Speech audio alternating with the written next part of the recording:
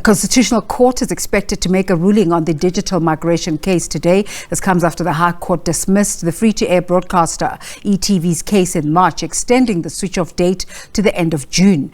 In another effort to stop the migration from analog to digital, ETV approached the Court to challenge the High Court ruling that analog signal must be switched off by the 30th of June. Let's take you live to the proceedings. Representing the indigent population, while in reality it is only concerned with its own narrow commercial interests. Even if this is so, this court is not called upon to make a pronouncement on ETV's intentions in bringing this application. Instead, it is required only to objectively consider the rationality of the decision taken by the minister in determining the analog switch-off date. It should also be recalled that ETV's application was supported by the submissions of MMA and SOS, two non-profit organizations with no vested commercial interest who act in the public interest.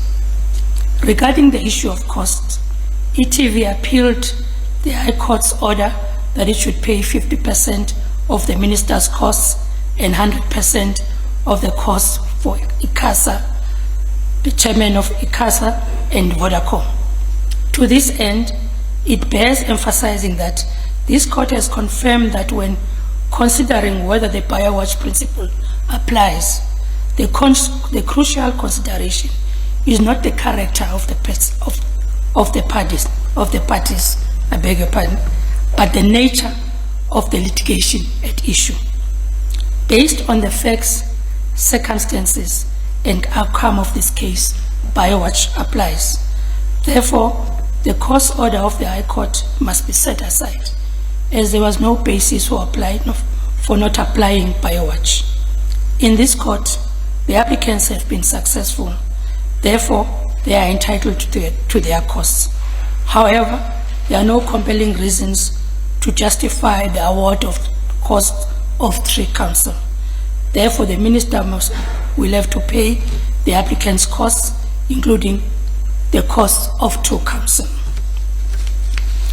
And before I proceed with the order of this court, I must also mention that although the submissions made by Vodacom, Centec, and ICASA carry some weight, and while this court was mindful of the time constraints and the need to balance the interests of all the parties concerned, such considerations cannot be a basis for this court to endorse a process and decisions that have been tainted with irrationality or illegality. This court bears an obligation to safeguard the interests of more than 2 million indigent households which have been impacted by the registration process and will undoubtedly be affected by the analog switch-off. Moreover, the concerns raised by these respondents further highlight the urgent need for the minister to take action to reconcile the planning for the analog switch-off and the STB process with the demands of rationality. Therefore, all submissions being considered, the demands of justice and equity still require that the minister's decision be declared invalid and set aside. The decision of the High Court also falls to be set aside. It would be just and equitable to leave the implementation of this judgment to the minister to determine the analog switch-off date in a manner that is consistent with the prescripts of legality. In the result, the following order is made. 1. Leave to appeal directly to this court on an urgent basis is granted. 2. The appeal is upheld. 3. The order of the High Court is set aside and replaced with the following.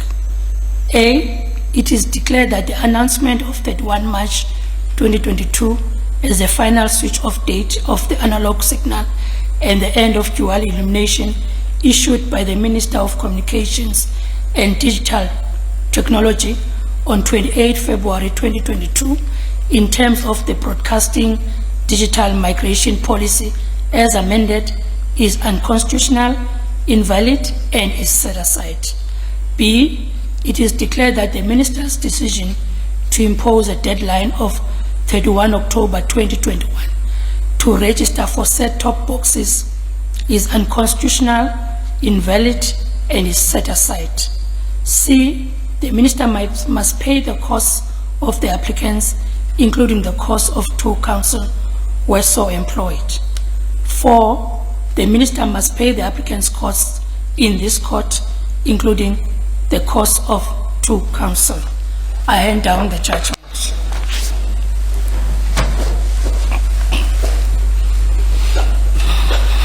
Please rise. Court adjourns.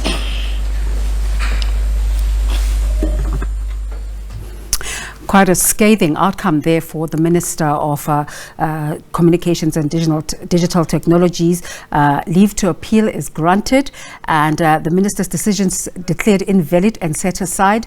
The appeal by the group, including ETV, is upheld.